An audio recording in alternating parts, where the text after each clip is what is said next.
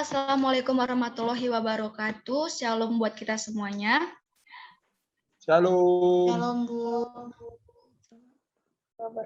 Baiklah, terima kasih untuk kehadiran teman-teman semua di sini. Mulai pelajaran saya akan menjelaskan dulu kompetensi dasar dan tujuan pembelajaran kita untuk semester ini. Nah, untuk kompetensi dasarnya itu ada pengetahuan dan psikomotoriknya. Yang pertama yaitu kita akan menganalisis kehidupan politik ekonomi pada masa awal reformasi, kemudian kita akan menganalisis dampak-dampak reformasi. Selanjutnya untuk kompetensi dasar psikomotoriknya kita akan menyajikan hasil analisis kronologi dalam bentuk tulisan tentang politik ekonomi pada masa awal reformasi dan menyajikan hasil rekonstruksi dampak-dampak reformasi. Sehingga kita tahu nanti bahwa tujuan pembelajaran kita untuk semester ini adalah yang pertama, memahami perkembangan politik Indonesia pada masa reformasi, kemudian memahami perkembangan ekonomi Indonesia pada masa reformasi, dan yang ketiga kita akan mengetahui kaitan antara politik ekonomi masa reformasi dengan masa sekarang.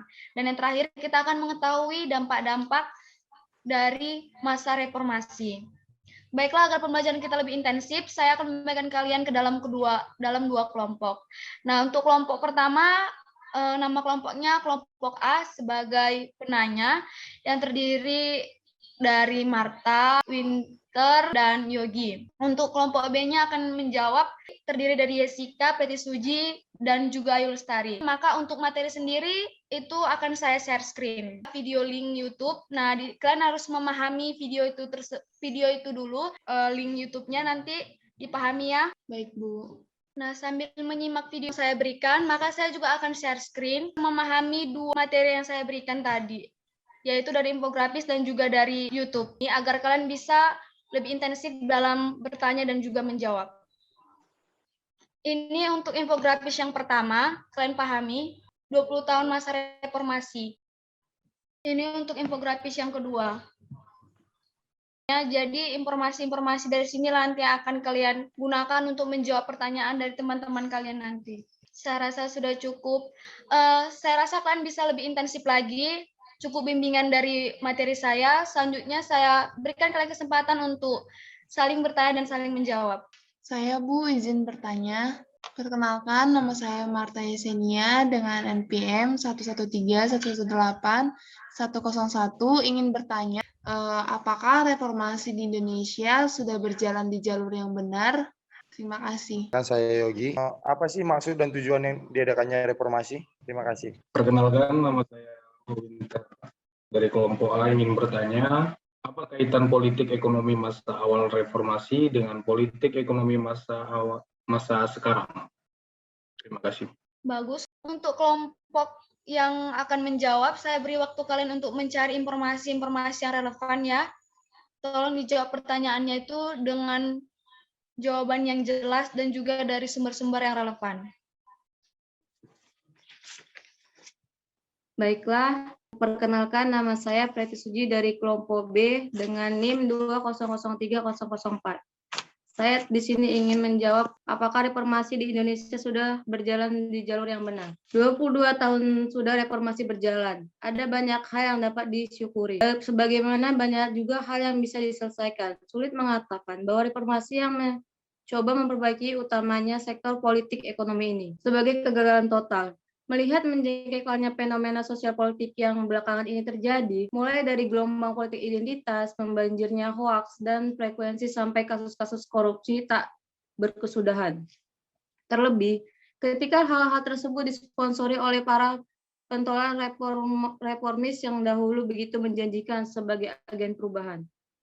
Tetapi, kita tetap dikatakan merdeka karena otoriter Soeharto dapat hangus dari model pemerintahan Indonesia sekarang. Mantan Menteri Pendidikan dan Kebudayaan era Orde Baru, Daud Yusuf pernah menulis sebuah opini di harian Kompas pada 27 silam yang berjudul Untuk Apa Reformasi? Ia menyinggung bahwa reformasi adalah sebuah kesia-siaan apabila pemimpin tidak menjawab panggilan tugasnya, yakni menciptakan harmoni politik dan ekonomi demi kebajikan kedua-keduanya. Harmoni inilah yang menjadi cita-cita adiluhung bagi para reformis. Bukan seperti harmoni yang dibuat-buat oleh Orde Baru, namun harmoni sesungguhnya yang lahir dari nilai-nilai demokrasi masih memang memiliki retak di mana-mana. Namun, seharusnya masih belum terlambat untuk ditambah. Untuk mewujudkannya, perlu modal tabiat baik, akal sehat, serta idealisme reformis sejati. Ketika reformis-reformis tua dicemari, mereka sudah saatnya reformis-reformis muda tampil, menawarkan keharmonian yang dicita-citakan. Panggung Pilpres sebagai jalan utama sebagai momen pembuktian apakah semangat reformasi masih ditekuni oleh reformis-reformis yang bersemangat untuk berkuasa di negeri ini. Melihat Presiden Jokowi terhadap pemerintahannya sudah sangat luar biasa, walaupun motif-motif Orde Baru tidak dapat seluruhnya dihanguskan. Seperti yang saya katakan sebelumnya, semuanya tergantung para pemimpin-pemimpin reformis yang sejati. Itulah menurut saya jawaban yang bisa saya sampaikan. Bagaimana menurut kelompok tentang jawaban yang saya berikan? Terima kasih untuk Preti dari kelompok B. Jawabannya sangat memuaskan. Terima kasih.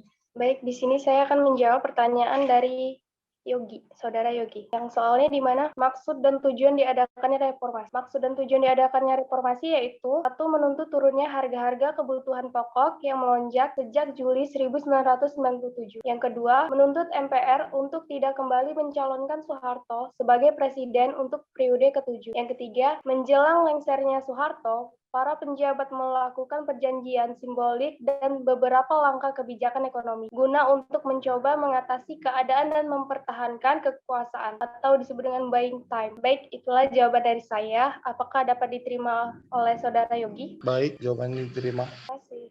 Baiklah, saya akan menjawab pertanyaan terkait dengan kaitan politik ekonomi masa awal reformasi dengan politik ekonomi masa sekarang. Di masa pandemi adalah masa yang merisaukan karena tak kalah sulit pada masa awal reformasi di mana pemimpin berpikir keras mencari solusi agar Indonesia tidak jatuh. Para pemimpin reformasi adalah pemimpin penggalak pembaruan, beban negara ada di kepala dan pundak mereka. Salah kebijakan maka akan sangat mempengaruhi berbagai upaya dilakukan Habibie sebagai presiden ketiga untuk membenahi keadaan politik ekonomi yang sangat parah saat itu. Tekanan demi tekanan yang kuat dari pihak oposisi atau orang-orang yang berpikir kritis, krisis ekonomi melanda negara-negara Asia Tenggara sejak Juli tahun 1996 sampai 1998, tapi mampu diatasi dengan kebijakan-kebijakan yang luar biasa seperti kebebasan berpendapat, perbaikan HAM, membentuk partai baru, dimulainya kerjasama dengan Dana Moneter Internasional, dan melonggarkan pengawasan media massa dan kebebasan berekspresi. Begitu pula dengan masa kini, Jokowi beserta rekan-rekan kerjanya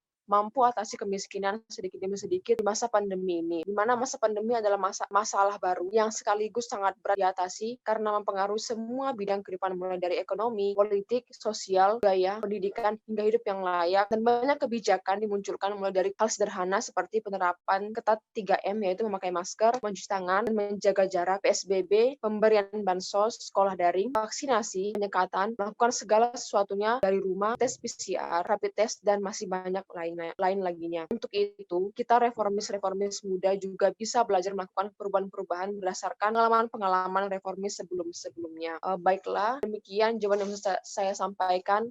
Bagaimana dengan Saudara Winter, apakah jawabannya cukup memuaskan? Dari Yesi, atas jawabannya, saya sangat puas atas jawabannya. Terima kasih. Nah, jawaban kalian semuanya sudah tepat semua ya. Kelompok penjawab silahkan berdiskusi, simpulkan jawaban mengenai materi kita hari ini.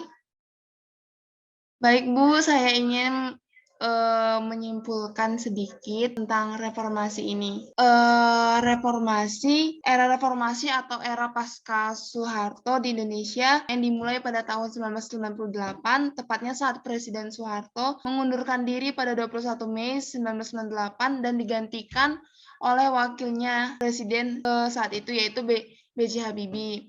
Periode ini dicirikan oleh lingkungan sosial politik yang lebih terbuka.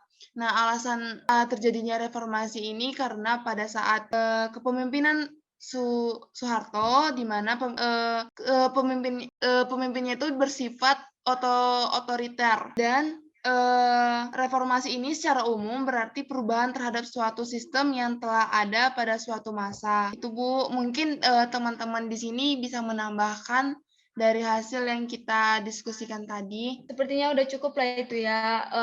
Soalnya pembahasan kita ini juga sudah benar, kalian sudah luar biasa menjelaskannya. Ya, tragedi Trisakti itu, jadi tragedi pada masa itu ada namanya dia tragedi Trisakti, yang sampai sekarang kita tahu bahwa peran mahasiswa itu sungguh luar biasa ya pada saat itu untuk supaya negara kita ini namanya benar-benar merdeka, lepas dari penguasa-penguasa yang otoriter.